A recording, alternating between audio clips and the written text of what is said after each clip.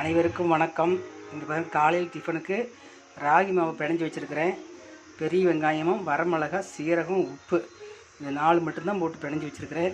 கருவேப்பிலை தலை இல்லை, கொத்தமல்லி தலையெல்லாம் இல்லைங்க. அதனால் பெரிய வெங்காயம் நிறையா போட்டிருக்கேன்.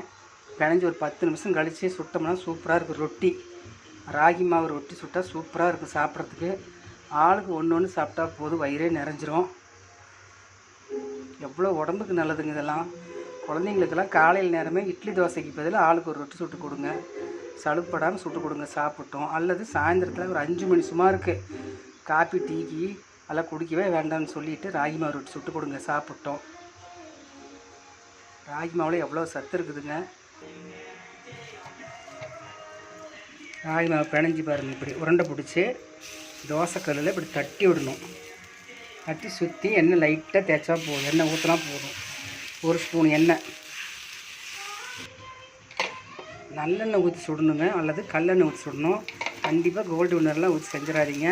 அதனுடைய சுவையே வேறு, நல்லெண்ணெய் கல்லெண்ணெய் சுவையே வேறு. நல்லா 2 ஸ்பூன் சுற்றி ஊற்றி சித்த நேரம் கழித்து திருப்பி போட்டு வேக வச்சு சாப்பிட வேண்டியது தான். தேங்க்யூ.